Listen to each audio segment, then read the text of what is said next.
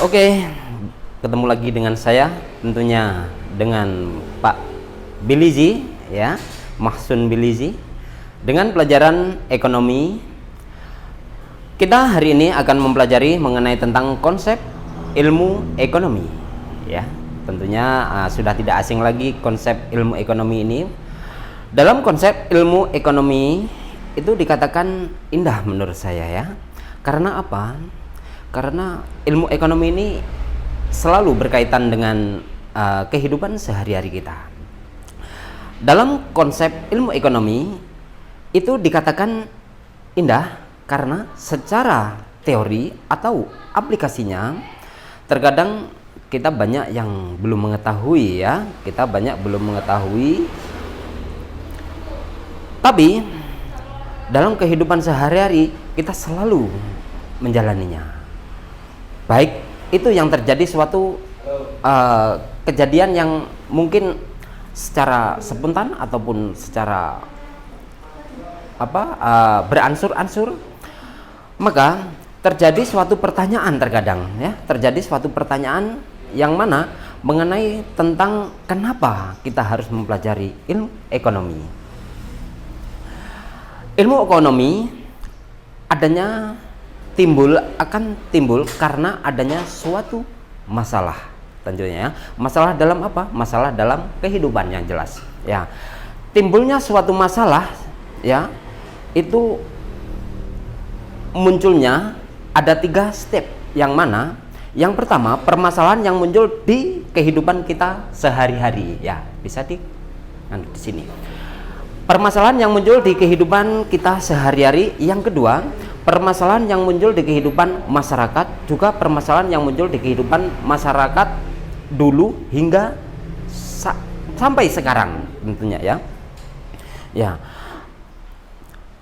Adanya masalah, setiap ilmu apapun itu lahir pasti dari suatu masalah, ya.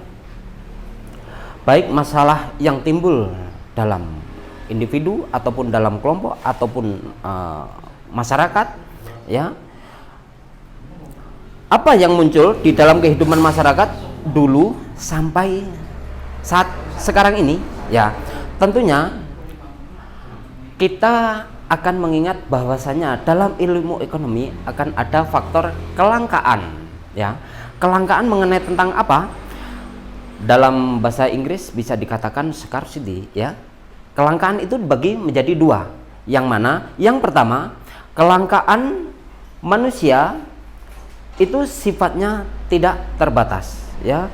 Jadi kelangkaan itu boleh diartikan sebagai kebutuhan, ya, kebutuhan manusia yang sifatnya tidak terbatas, yang pertama. Yang kedua, kebutuhan manusia yang sifatnya terbatas.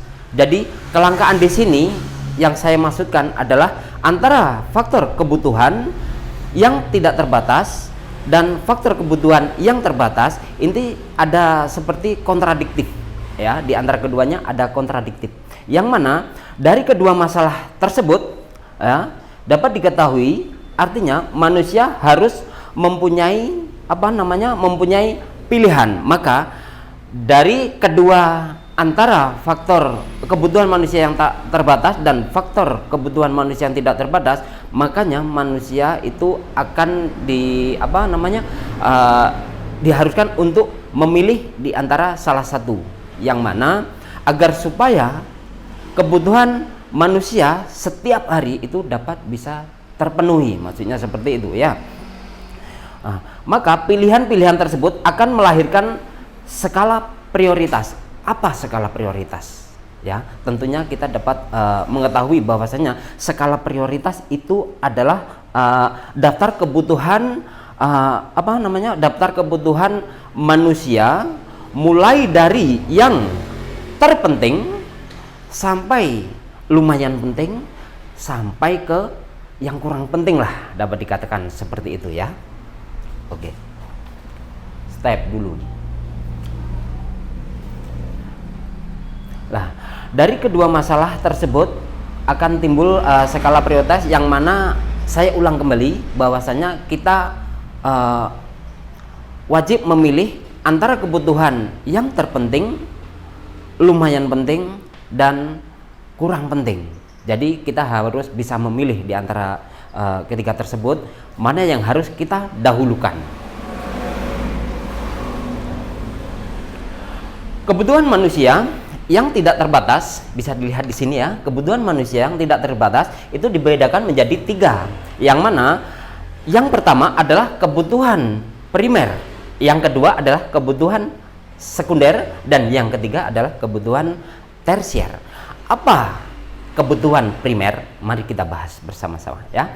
Kebutuhan primer adalah kebutuhan yang wajib dipenuhi ataupun harus terpenuhi. Karena apa? Sekarang saya biasa menyingkat dalam kebutuhan primer itu dalam singkatan SPP. SPP bukan faktor biaya sekolah, bukan, tapi SPP adalah sandang, pangan, dan papan ya. Dalam kebutuhan primer itu ada 3, yang mana sandang, pangan, dan papan itulah yang harus dipenuhi ya, karena manusia tidak akan lepas daripada sandang, pangan, dan papan. Yang kedua, kebutuhan sekunder. Kebutuhan sekunder adalah kebutuhan pelengkap setelah kebutuhan primer terpenuhi ya. Contohnya, umpama kita sudah terpenuhi, punya sandang, punya pangan, punya papan, sebetulnya tidak kurang, tapi dalam kebutuhan sekunder bolehlah kita memenuhinya. Karena apa? Kebutuhan sekunder ini berkaitan dengan kebutuhan selain daripada kebutuhan primer. Contohnya, kita bolehlah mempunyai TV ya, kita bolehlah mempunyai kulkas, mempunyai perabot sebagai pelengkap dalam kehidupan ya. Dan yang ketiga, bahwasanya ada kebutuhan yang namanya kebutuhan tersier. Kebutuhan tersier adalah kebutuhan yang gunanya adalah untuk meningkatkan intensitas ya, meningkatkan intensitas atau boleh dikatakan gaya hidup lah ya, gaya hidup dalam kehidupan sehari-hari. Kalau mempunyai harta banyak, kalau mempunyai harta berlebih, bolehlah kita membeli mobil kah, motor kah, apartemen, dan yang lain-lain ya. Itu apabila kehidupan manusia yang mempunyai kelebihan suatu harta. Jadi bolehlah kebutuhan tersier ini untuk dipenuhi. Oke. Nah, dalam kebutuhan manusia ini dilihat dari sifatnya ya. Kebutuhan manusia dilihat dari sifatnya itu ada 2. Ada 2. Yang pertama, kebutuhan jasmani dan kebutuhan rohani. Kebutuhan jasmani tentunya kita sudah tahu bahwasanya kebutuhan jasmani adalah kebutuhan badaniah kita. Kebutuhan sehari-hari yang dikonsumsi oleh kita untuk kehidupan kita sehari-hari. Jadi kebutuhan jasmani, kebutuhan yang dibutuhkan oleh badaniah kita ya. Yang kedua, seperti contohnya kebutuhan jasmani ini makan, minum, dan pakaian ya. Makan, minum, dan pakaian itu sehari-hari kita butuhkan ya. Untuk yang kedua, bahwasanya kebutuhan rohani. Tadi ada kebutuhan jasmani, dan yang kedua adalah kebutuhan rohani. Kebutuhan rohani, kebutuhan yang mana itu berkaitan dengan sifat keinginan di dalam hati kita, hati nurani kita. Contohnya, kalau kita penat bekerja setiap hari, tentunya kita butuh untuk refreshing, butuh untuk rekreasi, ataupun hal-hal yang lain seperti meskipun tidak refreshing atau rekreasi. Kebutuhan rohani ini seperti halnya kita beribadah. Kita beribadah itu adalah kebutuhan rohani kita ya, di situ. Jadi kebutuhan manusia dilihat dari sifatnya itu ada 2, kebutuhan jasmani dan kebutuhan rohani. Kebutuhan jasmani dan rohani. Kalau jasmani berkaitan dengan kebutuhan diri kita sendiri, contohnya yang seperti saya sebutkan bahwasanya makan, minum, dan pakaian ya. Untuk kebutuhan rohani sendiri yang saya gambarkan tadi, bahwasanya ada kebutuhan yang berkaitan dengan sifat hati nurani kita. Contohnya yang saya jelaskan tadi, bahwasanya manusia terlalu penat bekerja, suntuk juga, jadi kita butuh untuk yang namanya refreshing ataupun piknik dan yang lain-lain ya. Kebutuhan rohani. Dan kebutuhan rohani itu juga ada yang disebut bahwasanya kebutuhan setiap hari yang kita lakukan, contohnya seperti beribadah ya, beribadah di masjid, di musola, ataupun beribadah yang lain, contohnya membantu fakir miskin atau yang lain-lain, itu disebut beribadah ya. Yang selanjutnya bahwasanya kebutuhan dilihat dari waktu pemenuhannya ya. Kebutuhan dilihat dari waktu pemenuhannya itu dibedakan menjadi dua juga. Kebutuhan saat sekarang juga kebutuhan yang akan datang ya. Kebutuhan saat sekarang adalah kebutuhan yang harus dipenuhi saat ini ya. Contohnya kalau kita lapar, masa kita cuma minum? Kita harus makan. Jadi kebutuhan yang harus dipenuhi saat ini, ketika kita lapar ya harus makan, ketika kita haus ya harus minum. Jadi kebutuhan saat sekarang di situ. Berpakaian juga kebutuhan saat sekarang. Contohnya sekarang kita mau menghadiri suatu pesta atau menghadiri acara, suatu acara. Tentunya kita akan memilih pakaian yang mana yang cocok untuk acara. Masa pakaian tidur untuk menghadiri acara? Nggak mungkin kan? Jadi kebutuhan itu dibedakan menjadi dua, kebutuhan saat sekarang ataupun kebutuhan yang akan datang. Nah, yang kedua, kebutuhan yang akan datang. Kebutuhan yang akan datang itu seperti apa sih? Nah, mari kita bahas ya. Kebutuhan yang akan datang adalah dilakukan untuk kehidupan yang akan datang. Contohnya, menabung, baik di bank, koperasi, atau tempat-tempat penyimpanan yang mungkin dianggapnya bahwasanya itu aman. Untuk apa? Untuk kehidupan jenjang yang akan datang, baik untuk kehidupan diri kita sendiri atau untuk kehidupan anak-anak kita. Contohnya menabung ya. Menabung untuk apa? Menabung untuk biaya perkuliahan, untuk biaya sekolah, dan untuk biaya yang lain-lain, memenuhi kebutuhan sehari-hari juga bisa, ataupun bisa jadi investasi lah ya, bukan menabung tapi investasi. Investasi dalam bentuk tanah, dalam bentuk rumah, dalam bentuk mobil atau yang lain-lain, itu bisa ya. Nah, kebutuhan yang selanjutnya ya, kebutuhan dilihat dari sumbernya ya, kebutuhan dilihat dari sumbernya.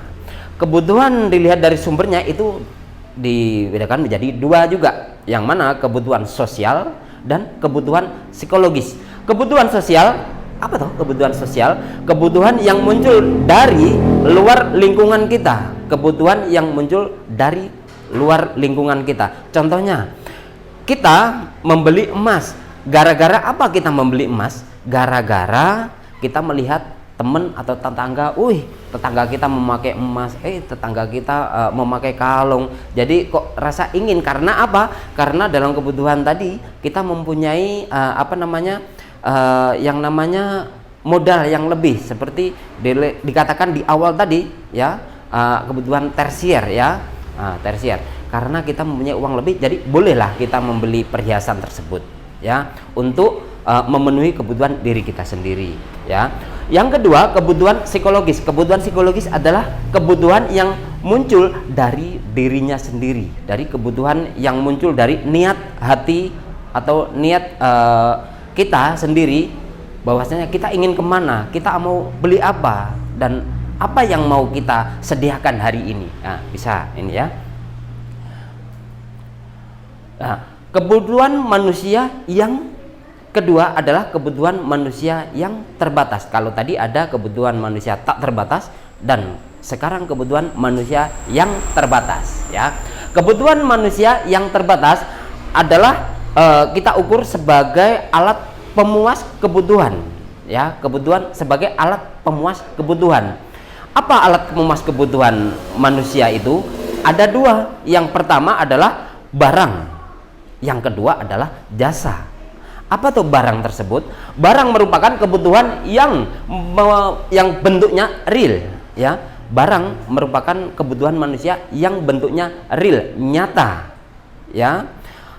Jadi barang itu ada dan kelihatan, itu disebut real ya. Kalau jasa itu merupakan kebutuhan yang abstrak, yang tidak terlihat tapi dapat dirasakan manfaatnya. Contohnya kita ya transportasi lah ya, kita mau kemana-mana pakai transportasi, nggak sampai 1 hari sampai rasanya gimana? Kita merasakan bahwanya cepat waktunya. Oke? Oke. Jadi itu yang dapat saya sampaikan ya. Mudah-mudahan apa yang saya sampaikan ini menjadi ilmu yang bermanfaat di kemudian hari dan di kehidupan sehari-hari kita. Saya akhiri. Wassalamualaikum warahmatullahi wabarakatuh.